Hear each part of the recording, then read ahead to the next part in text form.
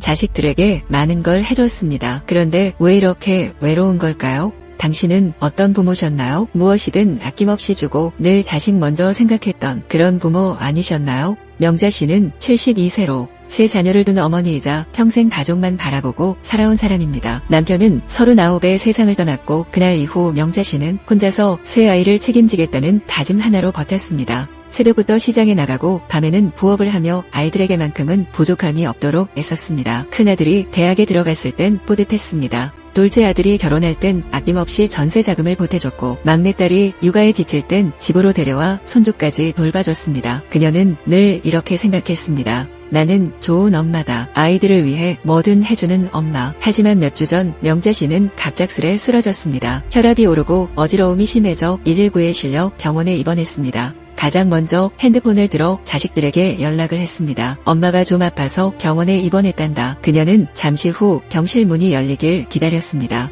하지만 몇 시간 아니 며칠이 지나도 그 어떤 자식도 찾아오지 않았습니다. 문자로 돌아온 대답은 이랬습니다. 엄마, 회사 일이 너무 바빠요. 이 아이들을 위해 모든 걸 바쳐 살아왔는데 왜 이렇게 외로울까? 그녀의 마음은 무너져 내렸습니다. 무엇이 잘못된 걸까? 명자 씨는 자식 셋을 키우며 살아온 세월을 한 번도 후회한 적이 없었습니다. 남들처럼 넉넉한 형편은 아니었지만 아이들만큼은 부족함 없이 키우고 싶었습니다. 큰아들이 고등학교에 들어갔을 땐 학원비를 마련하려고 밤에 식당 설거지 아르바이트까지 했습니다. 어깨에 파스를 붙인 채 아침을 맞이하는 일도 잦았습니다. 그러면서도 아이들 앞에서는 단 한 번도 힘든 내색을 하지 않았습니다. 결국 큰아들은 명문대에 입학했고 명자 씨는 누구보다 뿌듯했습니다. 이제 조금만 더 버티면 된다는 마음으로 둘째, 막내까지 정성껏 뒷바라지했습니다. 둘째 아들이 결혼할 땐 전세 자금 2억을 마련해 주었습니다. 본인은 작은 월세방에서 지내면서도 아들만큼은 신혼 초부터 편히 살길 바랐습니다. 막내딸이 아이를 낳았을 땐 병원 수납부터 산후조리, 육아까지 도맡았습니다.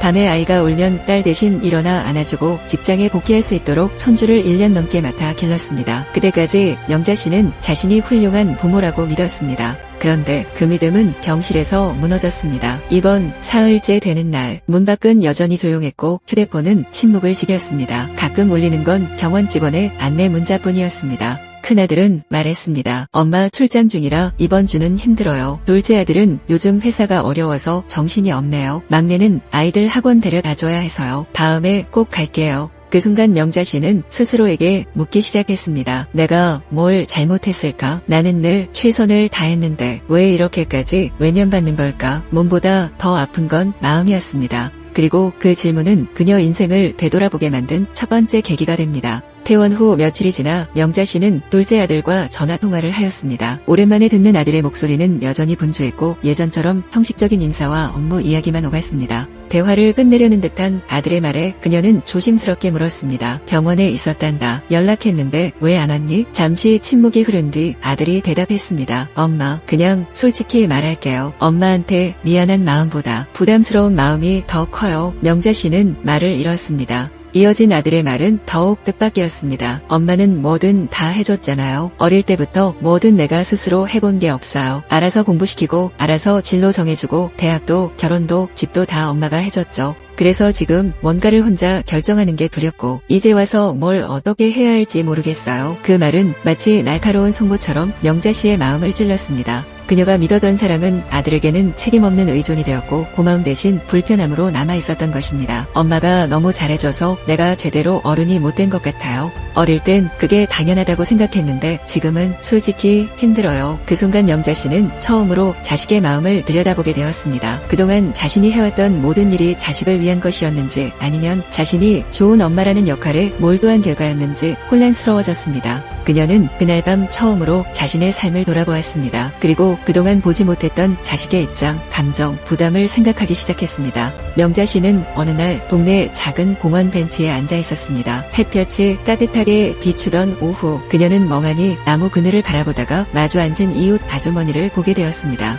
그 여인은 바로 순자 씨, 71세, 늘 웃는 얼굴에 평소에도 자식 이야기를 자주 꺼내던 사람이었습니다. 명자 씨는 무심코 말을 건넸습니다. 순자 씨는 참 복도 많아요. 자식들이 그렇게 자주 찾아오고 명절 때마다 온 가족이 모인다면서요. 자식들한테 뭘 그렇게 많이 해주셨어요? 그러자 돌아온 대답은 예상 밖이었습니다. 저요? 사실 해준 게 별로 없어요. 오히려 애들한테 많이 받았죠. 명자 씨는 순간 말문이 막혔습니다. 해준 게 없는데 자식이 더 잘한다고? 순자 씨는 조용히 설명을 덧붙였습니다. 우리 애들 어릴 땐 스스로 하게 했어요. 설거지도 시키고 빨래도 개게 하고 청소 분리수거 심지어 동생 돌보는 것도 나눴죠. 용돈도 그냥 주지 않았어요. 중학교 땐 신문 배달, 고등학교 땐 카페 아르바이트도 시켰어요. 처음엔 아이들도 불만이 많았어요. 왜 우리만 일해야 해요? 다른 집 애들은 안 그런데. 하지만 순자 씨는 이렇게 말했습니다. 가정은 같이 책임지는 곳이야. 너희도 이 집의 중요한 구성원이란다. 그 말들이 아이들 마음에 서서히 뿌리를 내렸습니다. 대학교 등록금도 일부는 장학금으로 나머지는 학자금 대출을 이용하게 했습니다. 내가 못 도와주는 게 아니라 너희가 스스로 해내보는 게 더 중요하단다. 결혼할 때도 특별한 지원은 없었습니다. 내가 도와줄 수는 있지만 내 인생은 내가 책임져야지. 처음엔 서운해했지만 시간이 지나면서 자식들은 부모에게 의존하기보단 자립하는 법을 익혔습니다. 그리고 그 자립은 고마움으로 바뀌었습니다. 명절이면 자발적으로 가족이 모였고 기념일이면 먼저 꽃과 케이크를 들고 찾아왔습니다. 아플 땐 병문안도 먼저 와주었죠. 이야기를 들으며 우리는 한 가지 공통된 진실을 발견하게 됩니다. 그것은 바로 모든 걸 해주는 사랑이 반드시 좋은 결과를 낳는 것은 아니라는 것. 명자 씨는 자식들에게 모든 걸 주었습니다. 돈, 시간, 체력, 심지어 자기 삶까지도. 하지만 돌아온 건 외면과 거리감이었습니다. 반면 순자 씨는 많은 것을 해주지 않았습니다. 오히려 자식이 힘들고 불편해도 스스로 하게 했습니다. 그 결과 자식은 성장했고 마음 깊은 곳에서 우러난 효심이 자라났습니다. 이 둘 사이 차이는 단 하나. 내가 대신해주느냐 아니면 스스로 하게 하느냐. 부모가 모든 걸 앞서서 해주는 순간 자식은 받는 사람으로만 머물게 됩니다. 우리는 지금까지 명자 씨의 사랑만이 옳다고 믿어왔습니다. 하지만 진짜 중요한 건 자식이 자기 삶을 주체적으로 살아갈 수 있도록 기회를 주는 사랑입니다. 이제는 질문을 바꿔야 할 때입니다. 시간이 흘러 계절이 바뀌고 명자 씨의 몸도 조금씩 회복되었습니다. 하지만 마음은 여전히 허전하고 씁쓸했습니다. 병원에서 퇴원한 후에도 자식들은 연락이 드물었습니다. 표면적으로는 바쁜 일상 때문이었지만 명자 씨는 이제 조금씩 이해할 수 있었습니다. 그녀는 책장 깊숙이 있던 낡은 앨범을 꺼냈습니다. 아이들이 어릴 때 자신의 무릎 위에서 잠든 사진들, 소풍날 도시락을 들고 웃던 얼굴들, 그 사진을 보며 문득 깨달았습니다. 나는 사랑한다고 말했지만 한 번도 이 아이들을 온전히 믿어준 적이 없었구나. 항상 걱정했고 간섭했고 결국엔 나 없이 못 살게 만들었던 건 바로 나였어. 그날 밤 명자 씨는 용기를 냈습니다. 막내딸에게 전화를 걸었습니다. 딸, 혹시 시간 좀 괜찮니? 딸의 목소리는 무심하게 들렸습니다.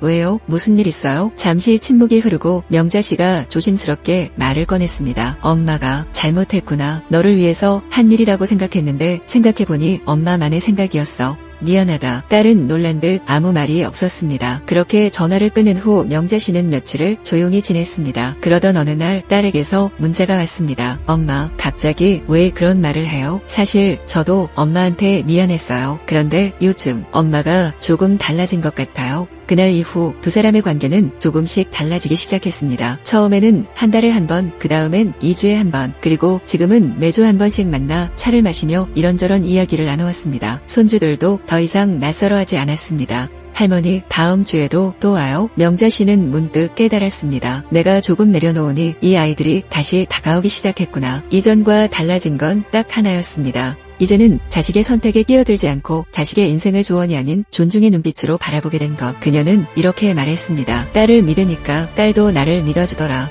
명자 씨는 이제 매주 손주를 만나러 갑니다. 딸과 함께 나란히 앉아 차를 마시며 예전 같으면 절대 하지 않았을 말을 하곤 합니다. 내 생각이 맞을 거야. 엄마는 그냥 응원할게. 그녀는 더 이상 조언하지 않습니다. 조용히 들어주고 웃고 다정하게 고개를 끄덕일 뿐입니다. 그런 변화 속에서 자식의 표정도 달라졌습니다. 예전에는 부담이 섞인 무표정이었다면 지금은 편안한 웃음이 자리 잡았습니다. 명자 씨는 늦었지만 이제야 진짜 어른이 된 것 같다고 말합니다. 자식을 키우는 게 아니라 자식을 놓아주는 법을 이제야 배우는 중이야. 부모는 자식의 인생을 대신 살아줄 수 없습니다. 아무리 좋은 길이라 해도 그 길은 결국 자식 스스로 걸어야 할 인생이니까요. 우리가 자식에게 진짜로 해줘야 할 일은 먼저 걷기보다 옆에서 기다려주는 것입니다. 넘어지더라도 다시 일어설 수 있도록 믿어주는 것, 바라봐주는 것, 그리고 조용히 응원해주는 것. 그것이 바로 진짜 부모의 사랑입니다. 자식에게 너무 잘해준 부모여, 그 사랑을 이제는 믿음으로 바꾸십시오. 사랑은 내려놓을 때 진짜로 시작됩니다.